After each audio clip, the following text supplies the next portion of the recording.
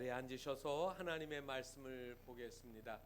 신약성경 누가복음 23장 1절 말씀부터 10절까지의 말씀입니다. 누가복음 23장 1절 말씀부터 10절까지의 말씀입니다. 함께 봉독하겠습니다.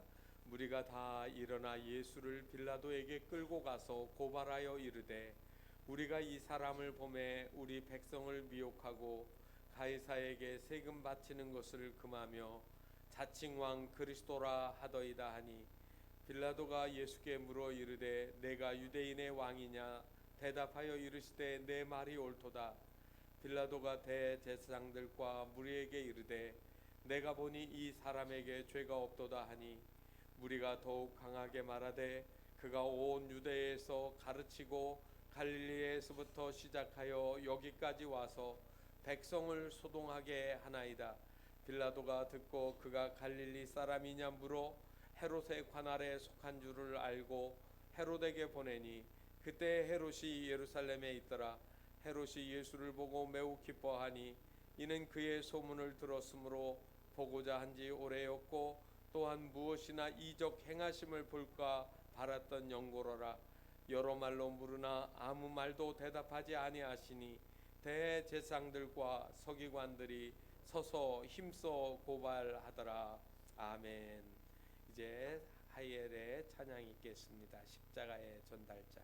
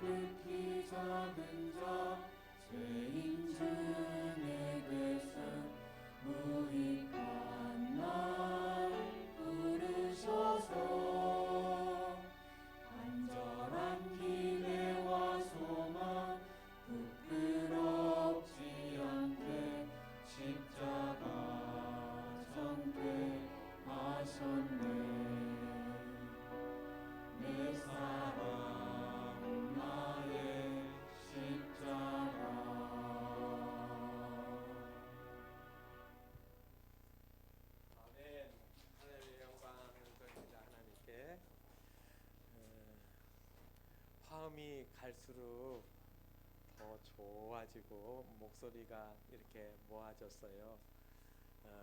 우리는 세상 노래를 감상하듯이 찬양을 듣는 건 아닙니다. 이 찬양 속에는 영적인 그러한 메시지가 담겨 있고, 또 그래서 그것이 우리의 심령을 여는 일들이 되어지지요. 우리 하나님이 우리 하예를 통하여서 영광 받으시고 찬양 받고, 또 우리에게도 찬양을 통해서 말씀하시는 거 하나님께 감사를 드립니다.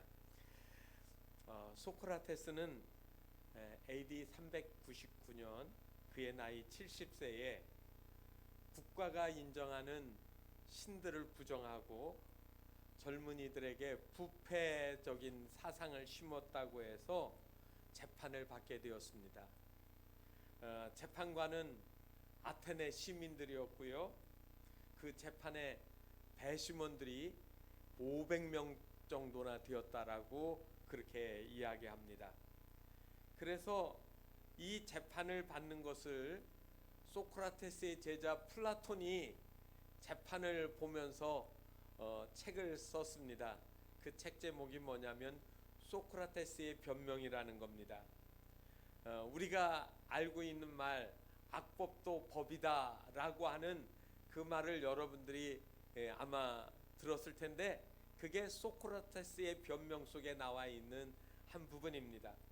그런데 그 책에 보게 되어지면 아주 유언과 같은 유명한 말이 있습니다. 이렇게 써져 있습니다. 이제 나는 가야 합니다. 나는 죽기 위해서, 여러분은 살기 위해서.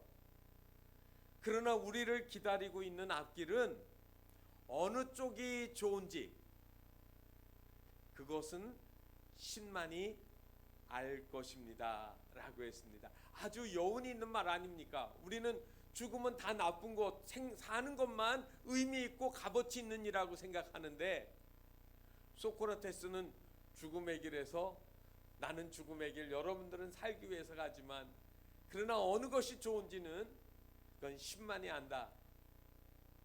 그래서 그의 독배를 기울이면서 했던 그 말이 지금도 사람들에게 마음속에 여운을 주는 것 같습니다. 소크라테스는 정말 멋진 말로 사람의 마음을 흔들어 놨습니다. 그런데 여러분 생각해 보세요. 힘이 없어서 침묵한다라고 하면, 한거할 수 없어서 따라간다고 하면 그건 매우 슬픈 일입니다.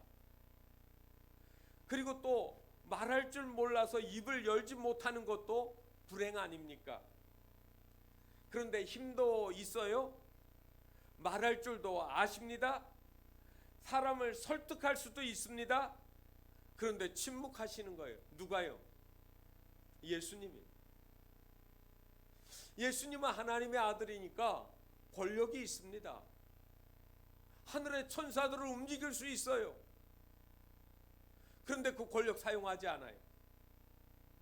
말로 하면 그 말의 능력은 수많은 사람을 다 움직일 수 있습니다. 그런데 예수님이 말하지 않는 겁니다. 왜 얘기하지 않았을까요? 예수님의 침묵에는 무슨 말이 있을까요?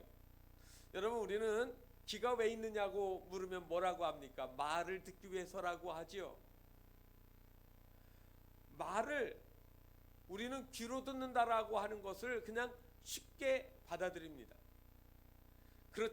그렇습니다. 귀는 말을 듣는 도구인 거는 사실이지만 정작 이 말을 듣는 곳이 따로 있습니다. 어디가 들어요? 마음으로 듣는 겁니다. 귀는 울리는 것뿐이고 그 말이 의미가 있어지고 그 말씀대로 내가 살아야겠다라고 결정하는 건 어디에서 이루어져요? 마음에서 이루어지지 않습니까? 그래서 말이 건드리는 것은 귀를 건드리는 게 아니라 따지고 보면 마음을 건드리고 있는 겁니다. 청각적인 귀호가 귀청을 통해서 울려서 결국 내 마음을 움직이게 만들어야 한다는 말이죠. 그래서 하나님의 말씀이 여러분 단지 말로만 되어진다고 해서 그거 잘 듣는 거 아닙니다.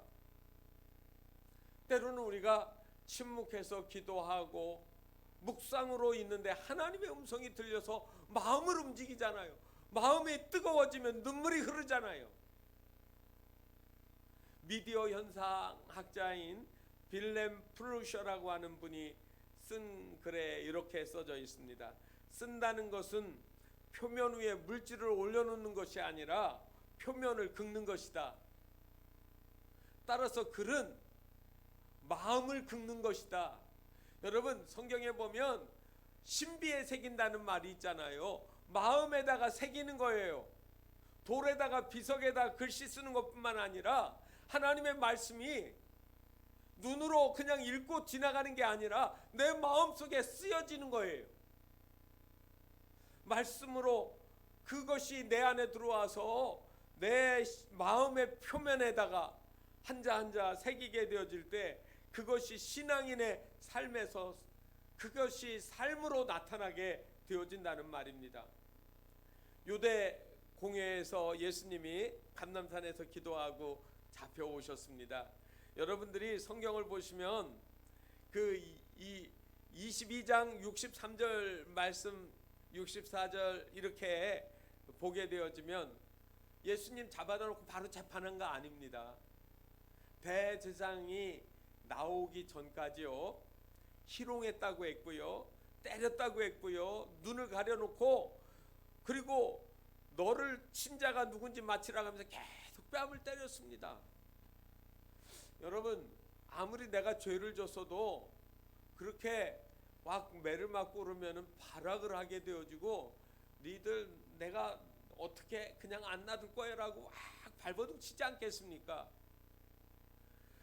막 그 외에도 65절에 보면 많은 말로 욕했다고 했습니다. 그 시간이 얼마인지, 새벽에 잡혀가서 동터서 그리고 대제사장이 나올 때까지 그 시간 동안 허다한 사람에게 그런 모욕을 당하는데, 여러분, 예수님이 말씀하지 않으시는 거예요.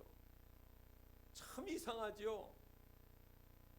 울끈해가지고 몸부림도 칠만할 텐데 성경에 보면 예수님의 모습이나 말하시는 것이 하나도 나오지 않아요. 저는 이 말씀을 성경을 보고 읽다가 예수님이 아마 신음 같은 숨을 내쉬지 않으셨을까, 얼마나 고통스러우셨을까. 그리고 나서 날이 새서 해가 떠오르니까 백성의 장로들 그리고 대제사장, 이거 공회라고 하는 것 전에 말씀을 드렸습니다. 로마가 지배했지만 이 로마가 종교, 문화, 사회 질서에서는 자치권을 식민지마다 허락을 해줬는데 유대인들에게 있어서는 그 자치기관으로 공회라는 걸 만들었습니다. 우리가 그래서 그거를 산헤드린이라고 하는데 70명의 우연과 대제사장 한 명에서 71명입니다. 물론 이 숫자는 약간씩 줄어들고 늘어날 수도 있지만 그러나 71명이에요. 많은 사람이 있어요. 이 사람들이 모여가지고 그 예수님을 그 가운데 세워놓고 재판을 하는 겁니다.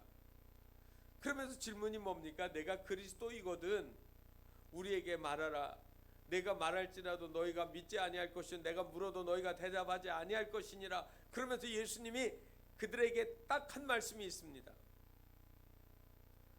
너희가 하나님의 아들이냐고 묻는데 내가 하나님의 아들이야, 내가 그다, 이렇게 예수님 말씀하셨어요. 그 외에도 얼마나 많은 질문이 있었을까요? 그 많은 질문이 있음에도 불구하고 예수님 그 많은 질문에다가 대답 안 하신 거예요. 내가 그다, 누구라고요? 그리스도라고요.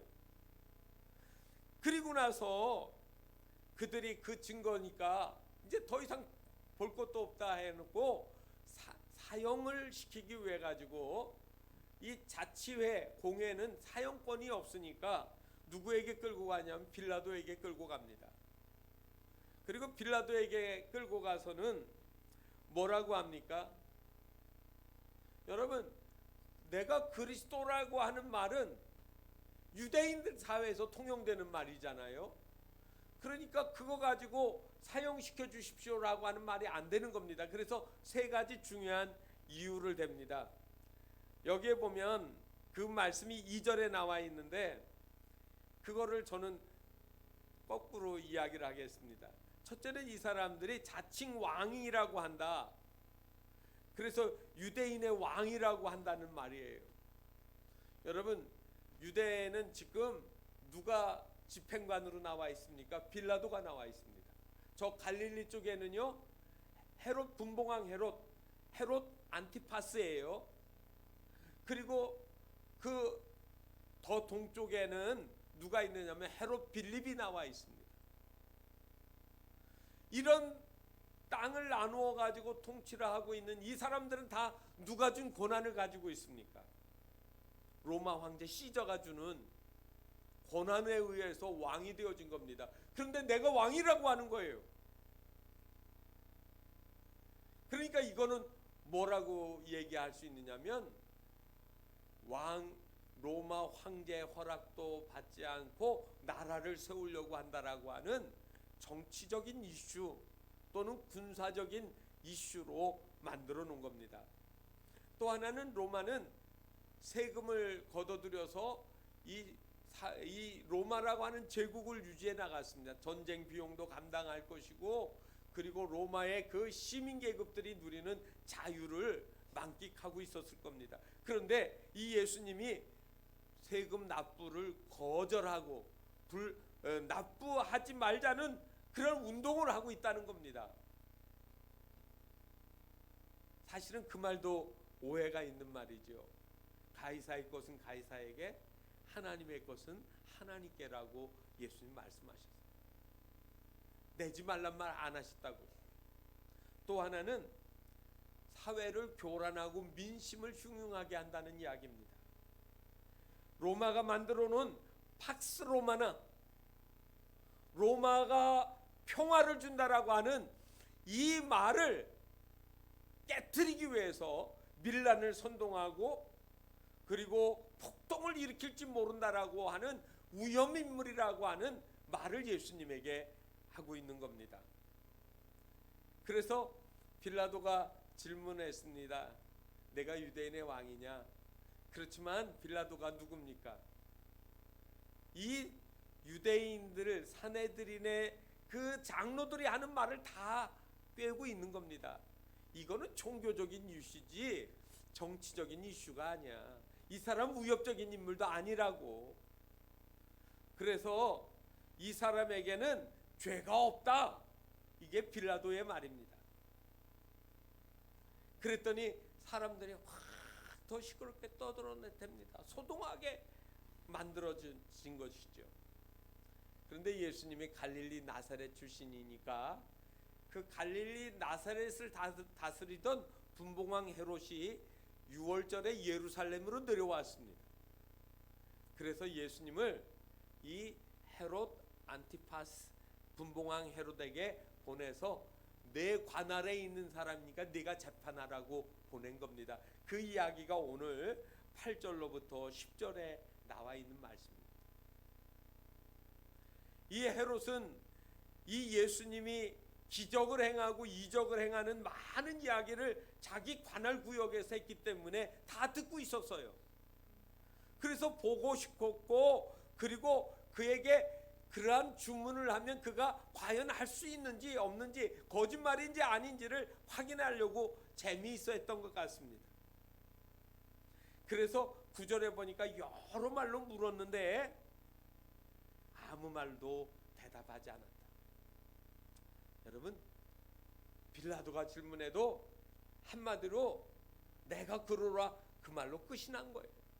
얼마나 그 외에도 많은 질문이 있었을까요? 그런데 답변하시지 않은 거예요. 침묵으로 일관했고 아예 헤롯에게는 무시하듯이 말하지 않았습니다. 여러분, 누가 약자입니까?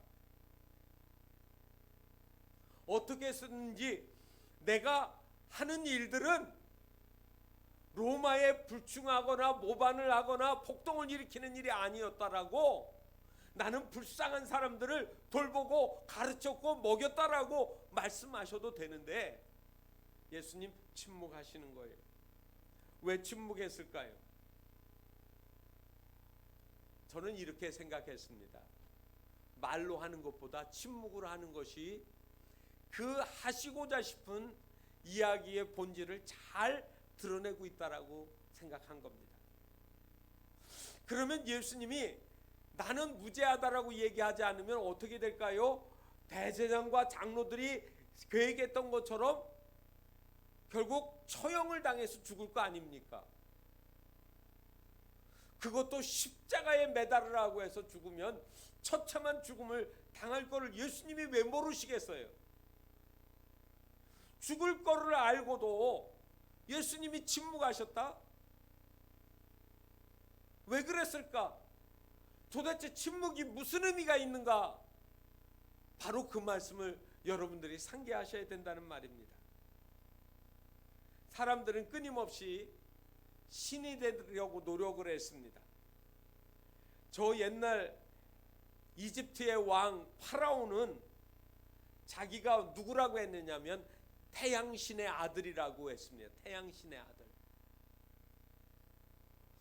그래서 이 라라고 하는 이름을 가진 이 태양신의 그 모습이 바로 자기의 본래의 모습이라고 이야기하는 거예요. 일본은 조그만 섬나라인데 우리나라보다 크긴 하지만요. 그런데 일본 사람들은 지금도 자기네 나라의 왕을 뭐라고 합니까?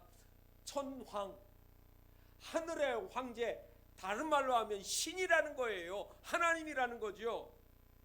그래서 자기들의 나라의 깃발에다가 둥그런 태양을 하나 그려놨습니다.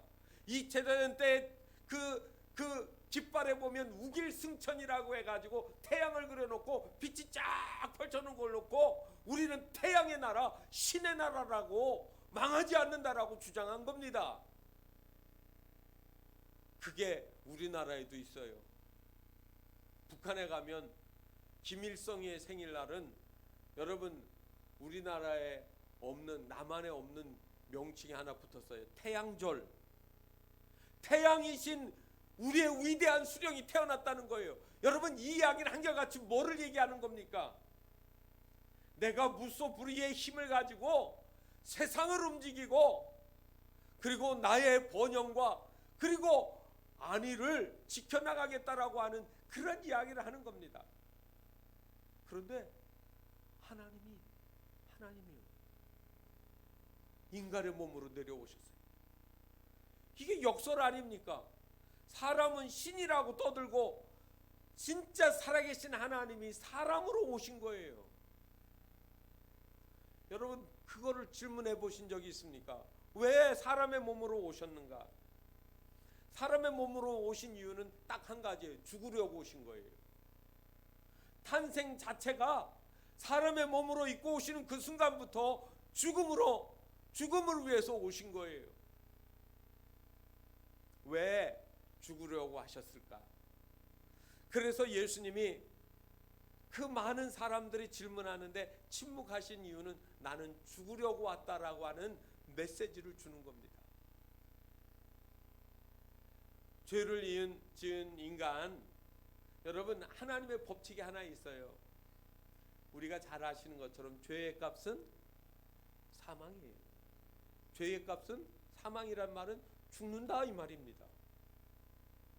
여러분 그런데 이게 단순히 육신만 죽는 게 아니라 죄를 지은 사람은 우리가 다른 말로 할 때 지옥 갑니다 이렇게 얘기합니다.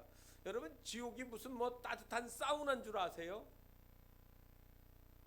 우스갯말로 한국 사람들이 지옥에 가서 좀 좋다 시원하다라고 하는 바람 지옥불이 배나 더 뜨거워졌다는 그런 이야기도 있어요. 있기는. 그런데 그 정도가 아니라니까요. 유황불이에요. 거기는 구더기도 타는데 죽지 않아요. 소금처럼 튀겨나가는데 너무 극심한 고통인데 죽지 않고 그 고통이 영원히 간다니까요. 그런데 그거 가는 거를 만만하게 생각하고 아무렇지도 않게 생각하십니까? 지옥이 그냥 만만한 여행지라고 생각하시면 안 됩니다. 이 지옥의 사람이 영원한 저주의 자리가 되어지는 것을 하나님이 안타깝게 생각하신 거예요. 그래서 저 사람들이 지은 죄의 값을 누가 치러줄 것인가? 여러분, 그런데 사람들은 아무리 찾아봐도 그 죄의 값을 대신해 줄 만한 사람이 이 세상에 없는 거예요. 그래서 그 인간들의 죄를 대신해서 치러줄 수 있는 유일하신 존재, 전능하신 하나님이, 하나님의 아들이 사람의 몸을 입고 이 땅에 오신 거예요. 죽기를 작정하고. 그렇게 해서 다니시면서 내가 그리스도라고, 내가 인자고 하나님의 아들이고, 그리고 다윗의 자손에 태어난 하나님이 보낸 사람이라고 얘기하는데 사람들이 안 믿거든요. 그래서 그 죽음에 대한 의미를 마지막에 목숨을 버려서 보여주시는 거죠. 공포와 절망으로 소망이 없는 인생들에게 하나님의 법을 지키면서도 살릴 수 있는 유일한 방법, 하나님의 아들이 우리를 대신해서 죽는 겁니다. 그래서 예수님 오셨고 예수님이 우리의 죄를 대신해 죽으셨다. 이 이야기가 침묵 속에 첫 번째로 담겨 있는 말씀입니다. 그런데도 불구하고 사람들은 그 말씀을 이해를 못합니다. 여러분 잘 아시는 것처럼 예수님이 제자들을 끌고 가이사라 빌립보 헐몬산 밑에 있다고 말씀드렸죠. 그 산에 가니까 거기에 그 가이사의 도시를 만든 겁니다. 거기에다가 거대한 건축물 신전들을 지어놓고 있는 그 황제의 도시에 가서 예수님이 말씀하셨어요. 너희는 나를 누구라 하더냐?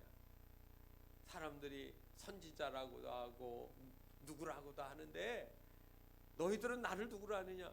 베드로가 고백을 했죠. 주는 그리스도시요 살아계신 하나님의 아들입니다. 그리고 나서 그리스도가 뭐 하는 거예요? 세상의 권세를 가지고 세상을 주름잡는 건 줄 알았던 거예요. 예수님이 조금 있다가 16장 21절에 말해요. 이제 예수님께서 예루살렘에 올라가 장로들과 대장들과 서기관들에게 많은 고난을 받고 죽임을 당하고 제3일에 살아나야 하리라 하는 말씀을 16장 21절에서 얘기를 했어요. 그랬더니 그 말을 듣는 순간에 베드로가 발끈해 가지고 뭐라고 하는지 아십니까? 주여 그리하지 마옵소서. 이 일이 결코 주께 미치지 아니하리이다. 무슨 말입니까? 예수님은 죽으러 오셨는데 죽음의 의미가 사탄의 세력으로부터 멸망받아야 될 인간을 살리려고 하는 하나님의 목적인데 그거를 못하게 하려고 하는 거예요. 그래서 그 일이 뭐였습니까? 사탄아 내 뒤로 물러가라예요. 오늘도 예수님이 죽으면 안 된다라고, 예수님 죽을 수 없다라고 생각하는 사람, 그 사람이 사탄입니다. 이런 이야기가 있습니다. 북유럽 어느 시골에 사람 크기만한 예수상이 있었습니다. 그 예수님 상 앞에서 기도를 하면 기도가 잘 응답되어진다라는 소문이 나서 수많은 사람들이 그 예수상 앞에 와서 기도를 하고 소원을 빌었습니다. 그런데 그 교회에는 교회를 지키는 문지기가 있는데 늘 마음에 저 예수님 서 있는 곳에 내가 한번 서 있으면 좋겠다라는 마음이 있어서 기도를 했습니다. 제가 소원이 하나 있는데 예수님 서 있는 그 상에 제가 서 있게 해 주십시오. 여러 날을 간절히 기도했는데 어느 날 진짜로 하나님의 음성이 들렸습니다. 그래 내가 하도 소원을 말하니까 딱 하루만 너하고 나하고 자리 바꾸자. 그래 너는 예수상이 되고 나는 문지기가 되는 거야. 그런데 한 가지 약속을 꼭 지켜야 돼. 너는 누가 와서 어떤 행동이나 기도를 하든지 아무 말도 하면 안 돼. 침묵해야 돼. 알겠지? 그랬더니 이 문지기가 예 침묵하겠습니다라고 소원을 했습니다. 그래서 어느 날 이 문지기가 예수님 상이 되어지고 예수님은 문지기가 되었습니다. 문지기가 예수님 상이 되어 딱 서 있는데 첫 번째로 온 사람이 누구냐면 아주 부자가 왔습니다. 그런데 이 부자는 뭐 하는 사람이냐면 도박을 아주 즐기는 사람입니다. 이 사람이 와서 무슨 기도한 줄 아십니까? 내가 도박하러 지금 가는 중인데 돈을 많이 딸 수 있도록 도와달라는 소원을 간절히 기도했습니다. 도박하러 가는 판에 여러분 돈을 한 가방 싸가지고 가고 있었거든요. 그런데 기도를 하고 아멘 하고 가면서 그만 돈가방 그냥 놓고 그냥 나가버렸습니다. 문지기가 예수님 상이 되어서 깜짝 놀라가지고 그 사람이 가방을 놓고 갔는데 뭐라고 불러가지고 얘기하고 싶어요.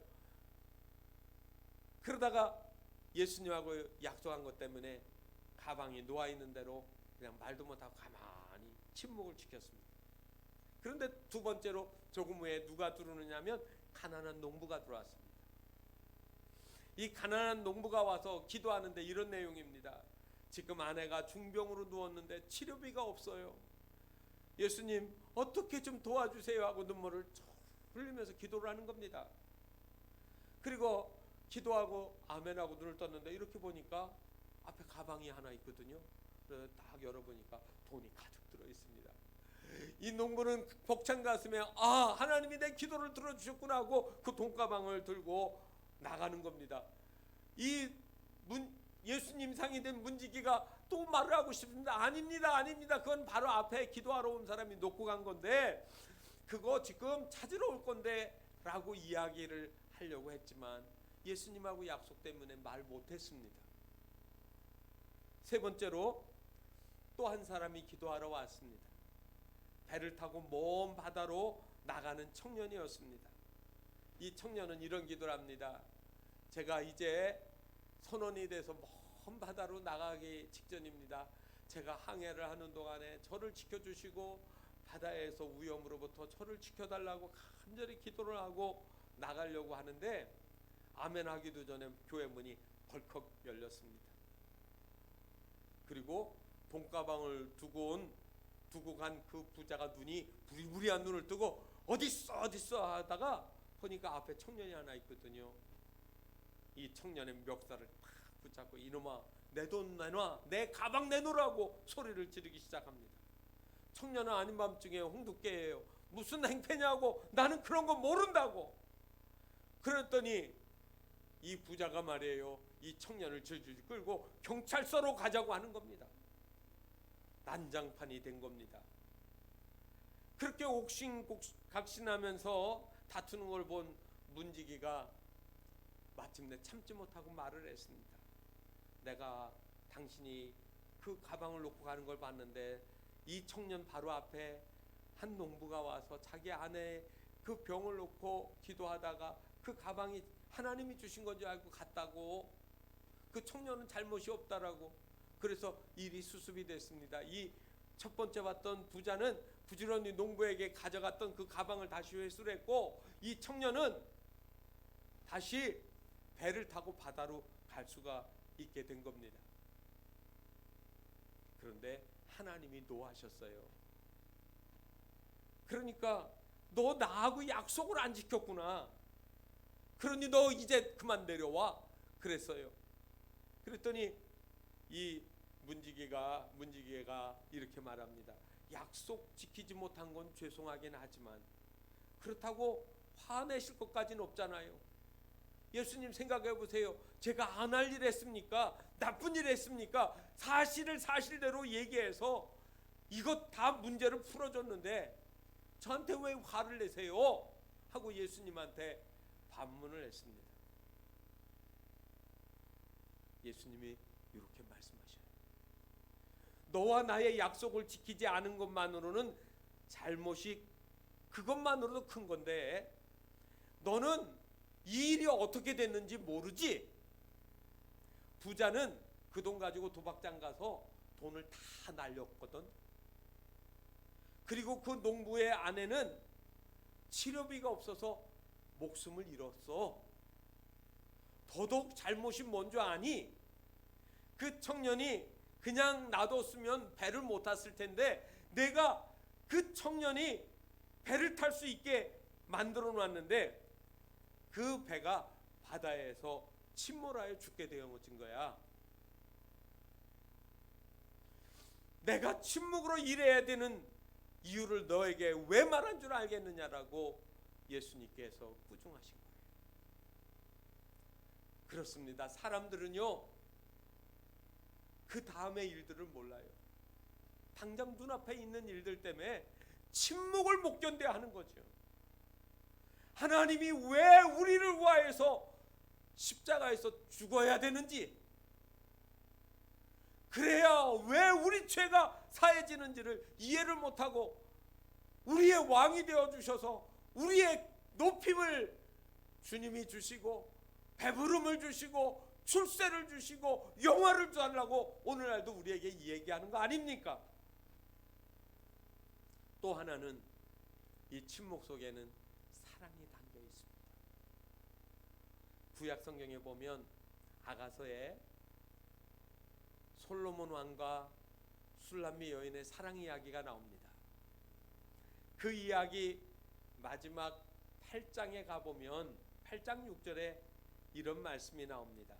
너는 나를 도장같이 마음에 품고 도장같이 팔에 돌아 사랑은 죽음같이 강하고, 사랑이 죽음처럼 강력하다는 거예요. 질투는 소울같이 잔인하며 불길같이 일어나나니 그 기세가 여호와의 불과 같으니라. 여러분, 이 말의 뜻은 무슨 말이냐면 아담 안에 있는 모든 사람이 죽음을 맞이할 수밖에 없는 것처럼 진정한 사랑이 그 어떤 요소로도 방해받지 않고 끝까지 사랑할 수 있게 해달라는 이야기예요. 그런데 저는요, 죽음이 사랑 가치라고 하는 말이, 저는 사랑이 죽음같이 강하다는 말보다도 죽음보다 강한 사랑이 예수 그리스도를 통하여 우리에게 나타났다는 말입니다. 세상 사람들은 웬만한 일에는 놀라지도 않습니다. 그런데 사람이 몇 명 죽었다고 하면 뭔가 하고 쳐다봐요. 미국 아틀란타에서 우리 한인 교포들 4명이 총에 맞아 죽었어요. 신문에 나와요. 그런데 아마 저 유럽에서는 별로 그거 안 나왔을 거예요. 우리는 한국 사람이 죽었으니까 나왔겠죠. 여러분, 사람의 죽음은 주목을 끌습니다. 여러분, 사람들이 하도 예수님이 오신 거에 대해서 밥 먹여주고 병 고쳐주고 그리고 감동을 주는 것 가지고 그들이 변화되지 않아요. 하나님이 최후의 수단입니다. 죽음보다 강한 사랑으로 내가 너희들을 사랑한다. 내가 목숨을 버려서 너희를 사랑하리라고 하는 그 사랑의 이야기를 하는 겁니다. 그렇기 때문에 여러분, 십자가는 사랑이고 희생입니다. 사람을 감동시키고 변화시키는 겁니다. 귀로 들리는 이야기가 아니라 내 심령에다가 죽음을 통하여서 하나님이 침묵으로 우리에게 글로 써주시는 겁니다. 누가복음 15장에 보면 돌아온 탕자의 비유 이야기가 나옵니다. 아들이 고생하다가 아버지께로 다시 돌아왔을 때 아버지가 너 가지고 간 재산 다 어떻게 됐니? 어디다가 팔아먹었니? 어디에다가 다 잃어버렸니? 한마디도 묻지 않아요. 고개를 어금맞고 그리고 뽀뽀를 해대면서 껴안고 그냥 하염없이 눈물을 흘려주는 거예요. 묻지 않아요. 침묵하시는 거예요. 예수님은 죽음보다 더 강한 사랑으로 침묵해 내가 목숨을 버려 너를 사랑할 가치가 있단다. 저와 여러분을 사랑하는 그 죽음의 가치를 여러분 아십니까? 그리고 이 침묵에는 한 가지 더 중요한 언어가 있습니다. 이 죽음 뒤에 다시 살아나는 승리가 담겨 있습니다. 이 승리 때문에 우리에게 소망이 생기고 미래가 생겨난 거예요. 부잣집 대문 앞에 버려진 거지 나사로는 부자를 바라보면서 하나님, 왜 나는 저 부자처럼 되지 않았어요? 한마디도 하지 않았습니다. 일체의 불평이 없습니다. 왜 그런 줄 아세요? 부자는 다만 이 세상을 살아갔고 이 거지 나사로는 똑같은 세상 공간에 사는 것 같지만 그는 하나님의 나라를 살아가는 거예요. 천국 안에 살아가는 거예요. 믿음 안의 삶이 그 거지 나사로에게 있는 겁니다. 죽도록 일만 하고 풀만 먹는 소가 맛있는 육고기를 물어 뜯어먹는 사자를 원망하지 않습니다. 저와 여러분이 세상의 재벌도 아니고 권세 있는 그러한 권력자도 아닙니다. 똑같은 공간에 살아가지만 우리는 예수 그리스도 안에서 그의 죽으심의 침묵의 의미를 알고 전혀 다른 믿음의 세상을 살아가고 있는 겁니다. 승리를 정해놓은 사람들, 부활을 약속받은 사람들, 하나님의 나라가 내 심령 속에 살아있음을 믿는 사람들, 그것이 오늘 침묵의 언어입니다. 똑같은 세상을 사는 것 같지만 하나님의 나라를 살아가는 사람들은 예수 그리스도의 침묵 안에서 내 마음속에 내가 내 죄를 위해 죽었다, 내가 너를 너무나도 사랑한다, 너희에게는 영원한 생명의 소망과 부활이 있다라고 주님 말씀하시는 이 이야기, 이 약속을 붙잡고 믿음으로 한 걸음 한 걸음 주님 오실 때까지 살아가시기를 주님의 이름으로 축원합니다. 기도하겠습니다. 하나님 아버지, 세상의 일들은 우리에게 보이는 것, 들리는 귀로만 들어야 하지만 우리는 침묵의 언어를 듣습니다. 침묵의 말씀들을 듣습니다.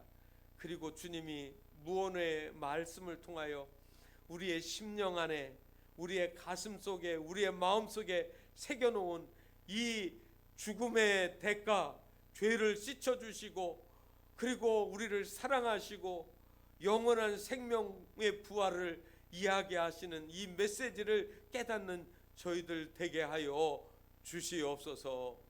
예수님의 이름으로 기도하옵나이다. 아멘.